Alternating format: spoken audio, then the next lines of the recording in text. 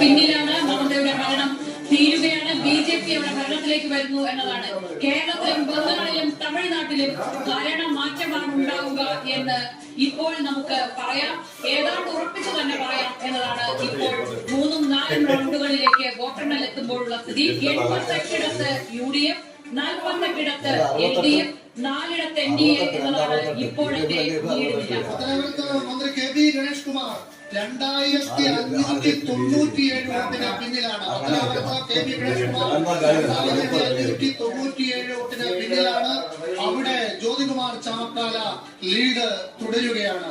തവനൂരിൽ VS ജോയിക്കും മികച്ച ലീഡാണ്. 3500 ജലീൽ.